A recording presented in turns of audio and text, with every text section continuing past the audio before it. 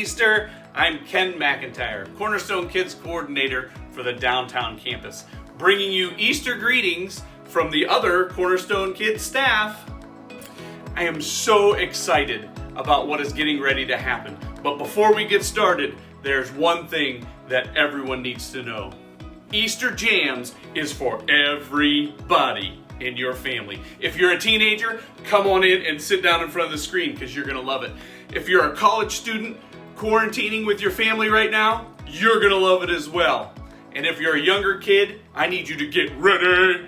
We are about to have some serious fun and we need you to lead the way. Adults, buckle up. You're about to see an Easter service like you have never done it before.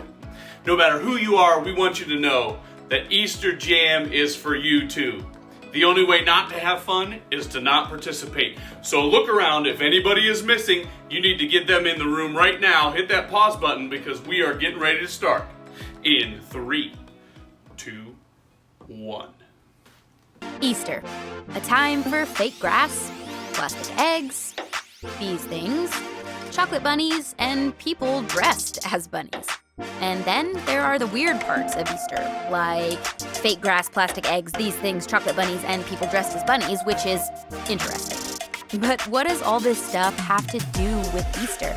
And if this holiday is about more than candy and wearing uncomfortable clothes to church and lunch with your relatives, what makes Easter happy?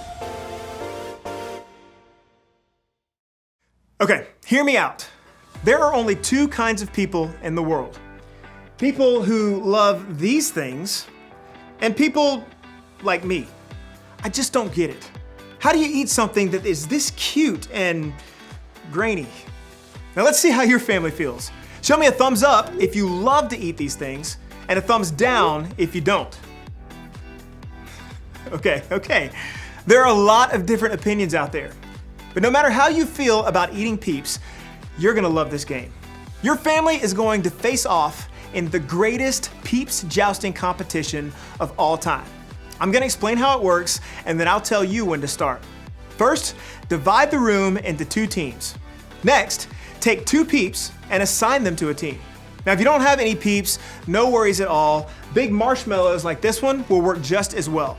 Now, Team A gets Peep A, Team B gets Peep B. You can come up with cooler names like Lord Sugarcoat or Sir Sprinkles. You get the idea. You can also use a marker or a Sharpie to decorate your Peeps to give them some personality. Maybe you can draw a mustache on your Peep or give them some mean eyebrows or a fancy outfit. Just let your creative juices flow. Next, you need to prepare your Peeps for battle. Take a toothpick and stick it into the front of each Peep, just like that. Now you can think of the toothpick as a jouster, a lightsaber, or a sword. It just depends on how serious your family is about the competition. Make sure the toothpick is facing forward and toward the other Peep. Now you're gonna place the 2 combatants on a microwave plate. No social distancing is necessary. You want the Peeps to be as close together and facing one another. And finally, time for the big event. Gather around and put the plate in the microwave, setting the timer to 45 seconds. You won't let it run that long. In fact, don't let it run that long. Then press start. Watch at a safe distance until the Peeps drop their toothpick sabers and one touches the other. The toothpick that touches the other Peep first, that Peep wins. Now, as soon as this happens, you're gonna wanna stop the microwave. Trust me on this one. Stop the microwave. Okay, it's time to settle this thing. And don't forget to snap a pic of that photo finish. It's go time. Press pause now, and I'll wait here.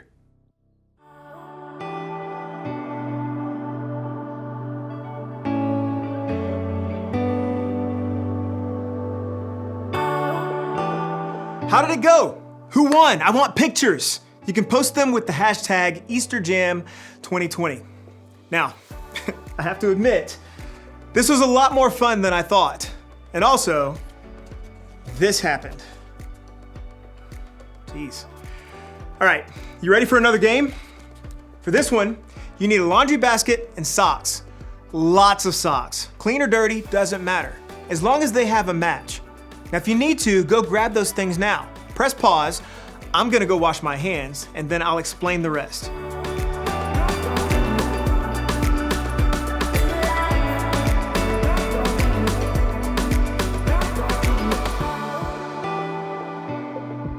Got your basket and socks? Great. Now, choose 2 people to play. You'll also need 2 people to be scorekeepers. Now, to get started, dump all the socks on one side of the room. Don't worry, those socks will make their way back to the basket real soon. Then, place the basket on the other side. Now, when I say go, players will grab a sock, go through the pile, and find the matching one. You'll roll the socks together in the shape of a ball, or like an Easter egg, and then toss them. Just like that, across the room into the laundry or Easter basket. Now, the player with the most socks or eggs in the basket at the end of the timer wins. If you don't have scorekeepers to help you count, you have to keep up with that number on your own. So that means everybody's on the honor system, all right? Parents, I'm looking at you. Okay, now if you need to, press pause now and get everything and everyone in position for the game. I'll wait here.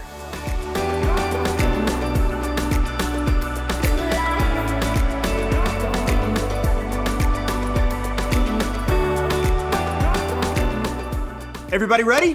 Great. We're putting a countdown timer on the screen right now, and this Easter egg throwdown is happening in 3, 2, 1, go.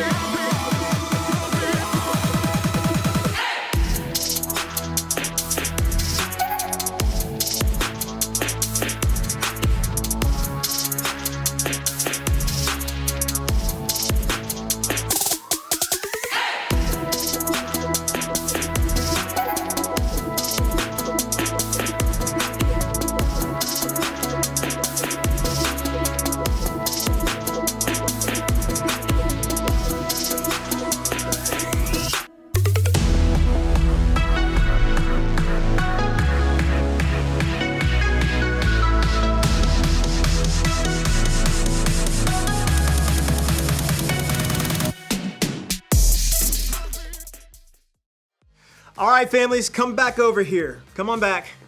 Who won? Okay, that was wild. And whoever won gets socks. Okay, just kidding. But adults, make sure whoever won the challenge gets a special treat today.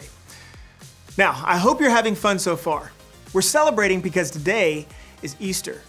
And if you don't know the whole story of Easter, that's okay. Today we'll talk about what makes today, maybe more than any other day, a happy day. But before we get there, I know you have a lot of family and friends who would love to hear from you. And to make that happen, you have a few options.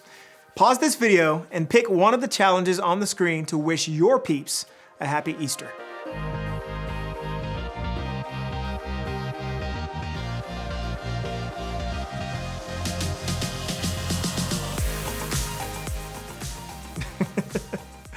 Okay, so I just got like 9 texts from my crew saying happy Easter. Thanks, fam. Real nice. Now, even though we're celebrating a little differently than we have in past years, that's okay. Easter is still happy. And that's not just because of peep wars or Easter baskets or chocolate bunnies, although those things are awesome. It's still happy because of what happened thousands of years ago at the first Easter. It's the world's most powerful story, and yet it's so simple. So simple that it can be told with laundry. In the beginning, God created everything. He formed people in His very own image. But then, we turned away from God. Sin entered the world, like a dark stain. Still, God loved us so deeply that He made a plan to rescue us. At just the right moment, God sent His very own Son, Jesus, to live among us. Jesus healed hearts, and minds, and bodies. Thousands gathered to hear Him teach.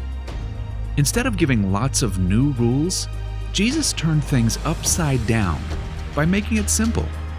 Love God, love others. After 3 years of traveling and teaching, Jesus and His disciples entered Jerusalem to celebrate the Passover feast. Huge crowds gathered to welcome Him. But while the crowds cheered for Jesus, the religious leaders made plans to arrest Him. He was turning their world upside down, and they wanted Him gone. As Jesus celebrated the Passover meal with his friends, he told them that he would be leaving, but would return. His friends didn't understand. That night, one of Jesus' followers, Judas, led soldiers to arrest him. The religious leaders gave Jesus a fake trial and then sent him to Pilate, the Roman governor, who could have him killed. Pilate found Jesus had broken no law and tried to release him. But a mob called for Jesus to be killed. Pilate gave in and handed Jesus over to the Roman soldiers.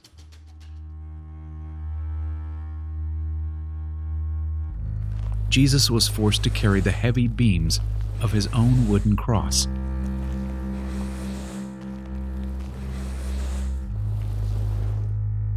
On a hill called Golgotha, the soldiers nailed Jesus' hands and feet to the rough wood. The soldiers and people who passed by laughed and mocked him. But from the cross, Jesus asked God to forgive them. Finally, Jesus called out, "It is finished." Then he died. The earth shook. Rocks split open. Even the soldiers cried, "Surely he was the Son of God." One of Jesus' followers took his body and placed it in a tomb cut from the rock. A huge stone blocked the entrance. Jesus' friends were devastated. They had believed that Jesus was the one God promised, the one who would rescue them, but now he was gone. Their whole world had turned upside down. Jesus' friends stayed hidden in fear for 3 days. But early Sunday morning, Mary Magdalene, a close friend of Jesus, hurried to the tomb. She planned to anoint Jesus' body with special spices. As Mary neared the tomb, she saw the stone had been rolled away. The tomb was empty. Mary turned to see a man standing near. She didn't recognize him until he said, "Mary." It was Jesus, alive. Jesus told her, "Do not hold on to me. I have not yet ascended to the Father. Instead, go to those who believe in me." Jesus, God's Son, became like us to lay down his life. Through God's power, he defeated death for all of us, and sin was washed away. One day, he's promised to return, so we can live with him forever.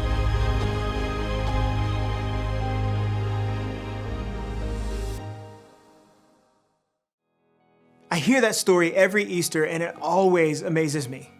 I mean, God sent Jesus to the world to remind me that he is greater than anything that can go wrong in my world. The simple fact that Jesus came back to life is proof to me that I can face anything bad that happens. I like to think about it this way. I can because Jesus is alive. I can keep loving because Jesus is alive. I can be brave because Jesus is alive. I can have hope because Jesus is alive. Here's an idea. Take a few minutes and add to this list of things you can do because Jesus is alive. Answer this question as a family. How would you fill in the blank? I can because Jesus is alive. Pause the video while you discuss. And when you're finished, meet me back here.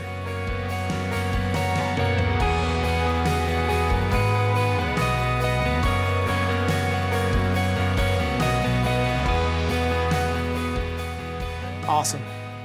I love conversations like these because remembering what God has done in the past helps me to trust him with what's going on in my life right now. I hope that's true for you too. And I hope you spend the rest of the day making happy memories with your family. To get you started, here's one last challenge. Now for this one, you'll need to decide who is the technology genius at your house. Maybe it's a step-parent or an aunt or maybe an 8th grader. Either way, decide who that person is now. Got it? Awesome. Now, as soon as this video is over, I want you to go outside and take a family Easter photo. You can be dressed up or you can be in your PJs. It can be totally normal with smiling faces or silly with one of those filters that turns your face into a bunny rabbit. No matter how you do it, take a family photo and make it awesome. Then share it to social media. Remember to use the hashtag EasterJam2020 so we can see your family's Easter style. Maybe now more than ever, this is a time to celebrate and remember God's faithfulness and the hope He gives us in Jesus. After all, that's what makes Easter so happy.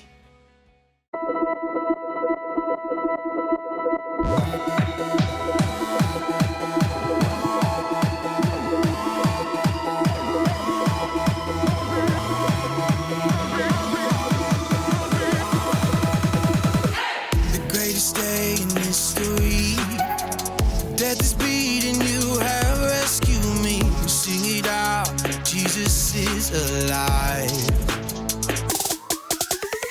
The empty cross, the empty grave, life eternal, you have won the day. Shout it out, Jesus is alive.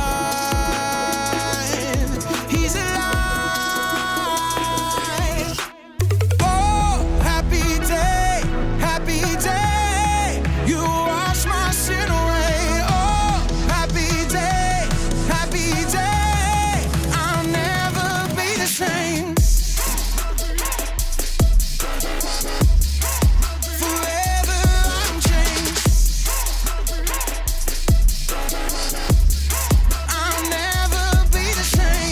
When I stand in that place, free at last, meeting face to face, I am yours, Jesus, you are mine. In this joy, perfect peace, earthly pain finally will cease. Celebrate, Jesus is alive.